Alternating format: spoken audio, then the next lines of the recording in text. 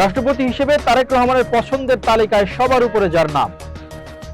দেশের আগামী রাষ্ট্রপতি নির্বাচন এবং সম্ভাব্য প্রার্থীদের নিয়ে রাজনৈতিক অঙ্গনে চাঙ্গা হয়ে উঠেছে আলোচনা। সম্প্রতি বিশেষ সূত্রে জানা গেছে, রাষ্ট্রপতি পদের জন্য আলোচনায় থাকা 4 হেভিওয়েট ব্যক্তিত্ব প্রধান উপদেষ্টা ডক্টর মোহাম্মদ ইউনূস, বিএনপি মহাসচিব মির্জা ফখরুল ইসলাম আলমগীর, স্থায়ী কমিটির সদস্য নজরুল ইসলাম খান এবং প্রধানমন্ত্রীর সহধর্মিণী ডাক্তার জোবায়দা রহমানের মধ্যে বিএনপির চেয়ারম্যান তারেক রহমানের পছন্দের শীর্ষে রয়েছেন আন্তর্জাতিক একজন ব্যক্তিত্ব।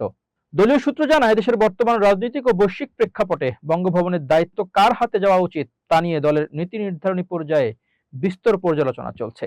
রাষ্ট্রপ্রধান হিসেবে আন্তর্জাতিকভাবে গ্রহণযোগ্য ও নিরপেক্ষ ইমেজকে সবচেয়ে বেশি প্রাধান্য দিচ্ছেন বিএনপির চেয়ারম্যান তারেক রহমান।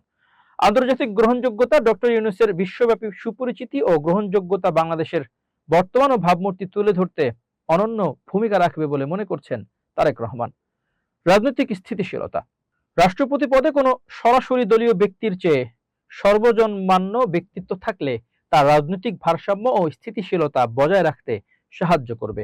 আলোচনায় থাকা অন্যান্য ব্যক্তিদের অবস্থান, প্রতিবেদন অনুযায়ী তারেক রহমান ডক্টর ইউনূসকে এগিয়ে রাখলেও বাকি 3 জনের বিষয়টিও রাজনৈতিক ও দলীয় বিচারে গুরুত্বপূর্ণ হিসেবে আলোচনায় রয়েছে। মির্জা ফখরুল ইসলাম আলমগীর, দীর্ঘ আন্দোলন সংগ্রামে তার দল ও তৃণমূলকে ধরে রাখা এবং পরিচ্ছন্ন ভাবমূর্তির জন্য তাকে রাষ্ট্রপতি পদে দেখতে চান দলের এক বিশাল অংশ।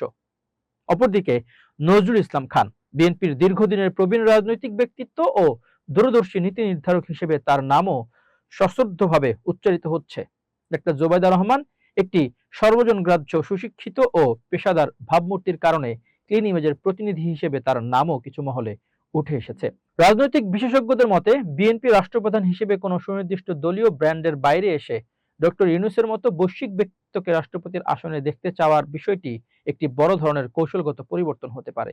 এতে সরকারের সাথে বঙ্গভবনের একটি ইতিবাচক আন্তর্জাতিক ভাবমূর্তি গড়ে উঠবে। তবে এ বিষয়ে এখনো কোনো আনুষ্ঠানিক দলীয় ঘোষণা আসেনি।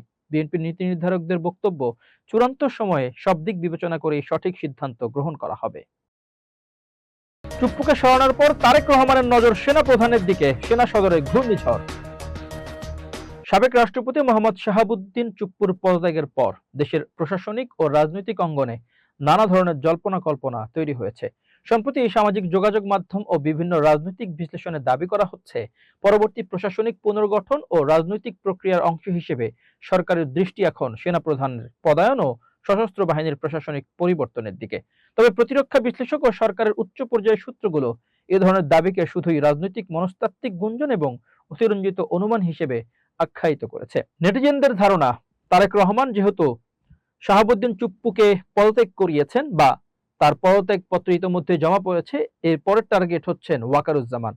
ওয়াকারকে বিদায় করতে পারলেই এবং সেই জায়গায় নিজ দলের বা নিজেদের পজিটিভ কোনো ব্যক্তিত্বকে সেনাপ্রধান বানালে সেটি বিএনপির জন্য যৌক্তিক হবে। এছাড়াও 3 বাহিনীতেই রদবদলের একটি বড় ইঙ্গিত পেয়েছে অনেকেই। গুঞ্জন বনাম মাঠের বাস্তবতা, রাজনৈতিক অঙ্গনে আলোচনা রয়েছে যে দেশের সর্বোচ্চ সাংবিধানিক পদগুলোতে পরিবর্তনের ধারাবাহিকতায় সশস্ত্র বাহিনীর শীর্ষ নেতৃত্বেও কোনো প্রভাব পড়বে কিনা।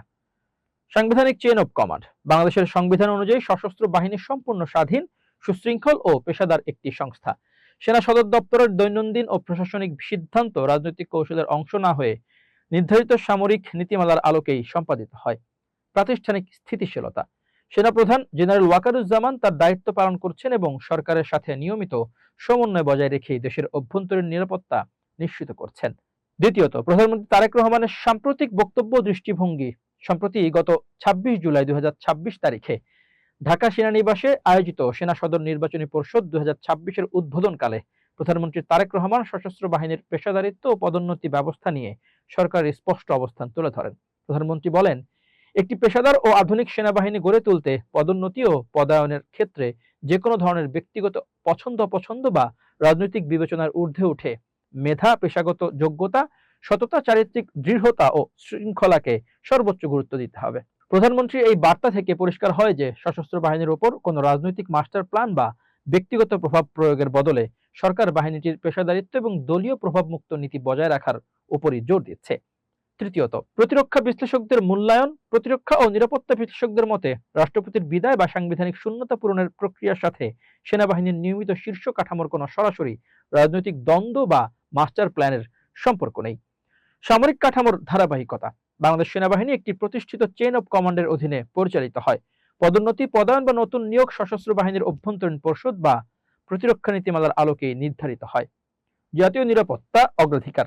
বর্তমান রাজনৈতিক রূপান্তরের সময়ে দেশের সার্বিক আইন শৃঙ্খলা রক্ষা এবং সার্বভৌমত্ব অক্ষুণ্ণ রাখতে সিভিল প্রশাসন ও সশস্ত্র বাহিনীর মধ্যে সমন্বয় অত্যন্ত নিখুঁতভাবে বজায় থাকছে।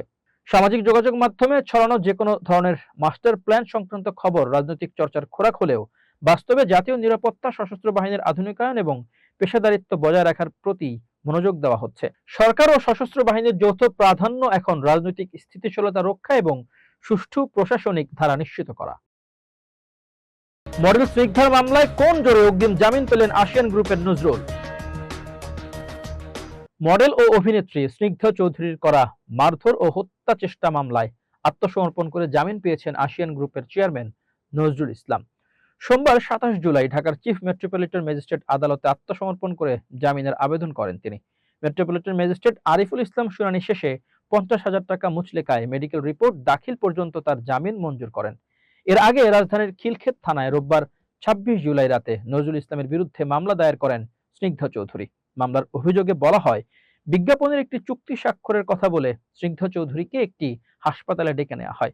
সেখানে তার উপর শারীরিক নির্যাতন চালানো হয়। অভিনেত্রীর দাবি, ঘটনার পর ব্যক্তিগত জীবনে নেতিবাচক প্রভাব পড়তে পারে এমন আশঙ্কায় তিনি প্রথমে আইনি পদক্ষেপ নেননি। পরে বিষয়টি নিয়ে ন্যায় বিচারের আশায় খিলক্ষেত থানায় গিয়ে মামলা করার সিদ্ধান্ত নেন। এই ঘটনায় পুলিশ অভিযোগ তদন্ত করে প্রয়োজনীয় আইনগত ব্যবস্থা নেবে বলে জানা গেছে। তবে মামলার বিষয়ে অভিযুক্তদের কোনো বক্তব্য তাৎক্ষণিকভাবে পাওয়া যায়নি।